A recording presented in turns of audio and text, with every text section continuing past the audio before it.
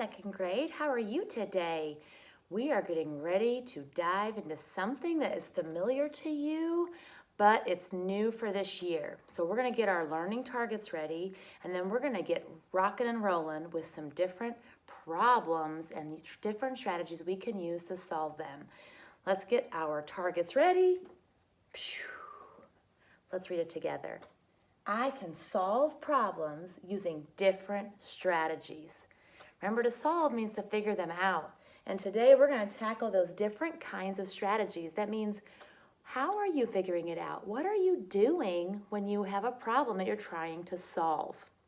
So, we have counted on in first grade. We've done all these different ways to solve problems. And today we're going to go back and review those so that we're ready to tackle some of those tricky second grade problems as we keep going.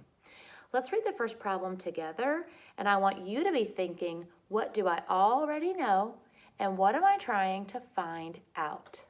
The first problem says, Maria has 6 flowers. Her mom gave her 8 more flowers. How many flowers does Maria have in all? Take a minute and think to yourself, what do we already know about this problem? Parents, take a second to pause the video and have them share with you what they already know.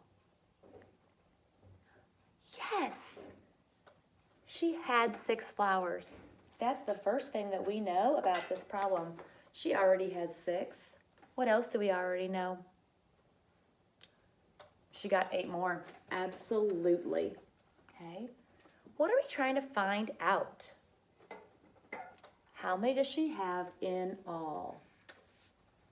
I want you to take a minute, and I want you in your math notebooks to write an equation that might match this problem and show me how you might solve it.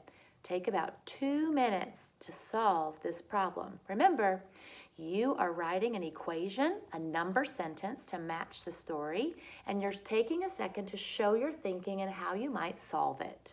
Parents, pause us again. All right, are you ready for this? I've seen a couple different strategies that I know you are going to rock and roll. I heard somebody say an equation that might match this story. I want us to take a second and think about it. 6 plus 8 equals box, unknown, blank. We don't know what that is. We always put a box for our unknown. Is that what you wrote for your equation? Why? Where do those numbers come from? She had 6. There's the 8 more. And what does this number represent? What does this box represent? That's right. How many she has in all. Total.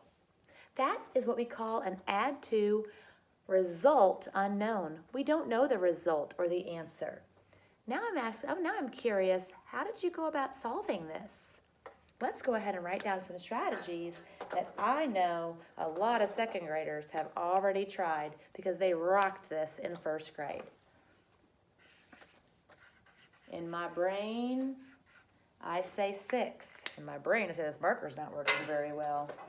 In my brain, I say 6. Oh, that's much better. And then I say 7, 6, 7, 8, 9, 10, 11, 12, 13, 14. Why'd you stop at 14? Oh, because there's 8 more here. 1, 2, 3, 4, 5, 6, 7, and that's the 8th one. There's your plus 8. So 6 plus 8 equals 14. I bet there's other ways to solve it. What do you think? Oh yeah, I just heard a really great strategy come out. I'm excited to share it. Let's put it up here. This is called, our orange one is called counting on. We start with one of the numbers in the equation and we add on the extras, counting on. Here's another one that I just heard some friends saying. 6 plus 4 equals 10. And that's 8. Why did you add 4 to make 10? Those are 10 facts. That's a good one. And then 10 and 4 more equal 14. Well, I see the 6, but where's the 8 that you're adding on? Do you guys see it? That's right. It's in the 4 and the 4. That's the 8. 8 and 4 equals 10, and then 4 more equals 14. And you're really just breaking up or decomposing that 8 to get to 14. There's that answer again. This is called a making 10 strategy. These are both strategies that help us solve these tricky problems in a quick, easy way. This can be a pretty easy problem to solve if we can use what we already know. Now, I'm going to pose another problem, and I want you to think, how could I use some of these same strategies to help me solve the next ones? Pause our video. I'm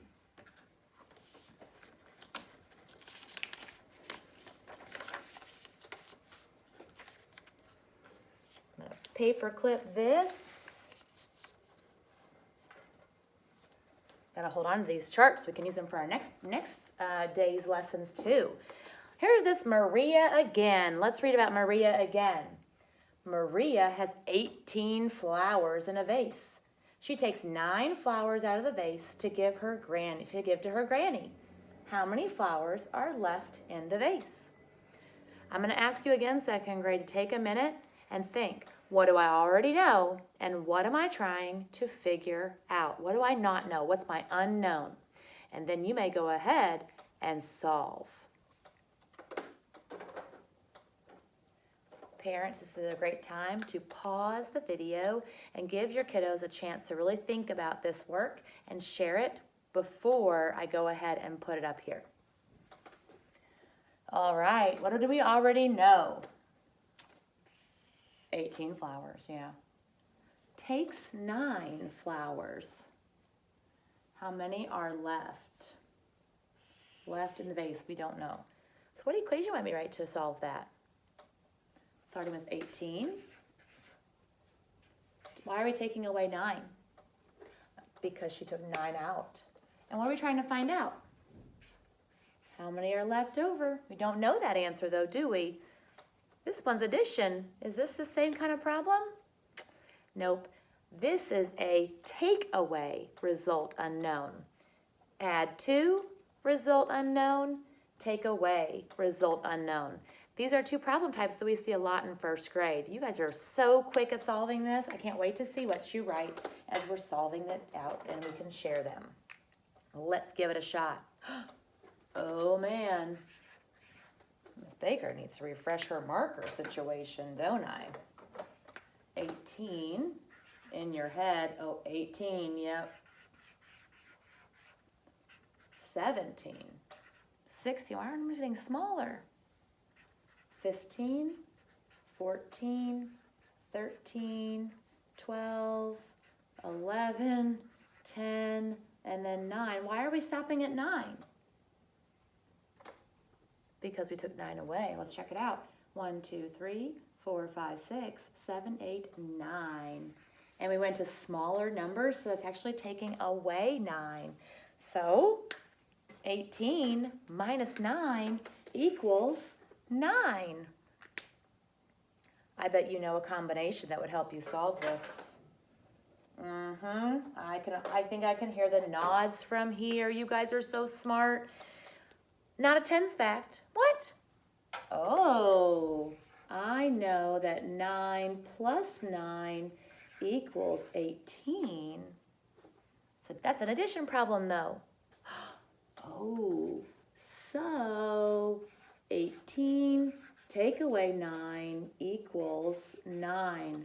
They're in the same fact family, aren't they?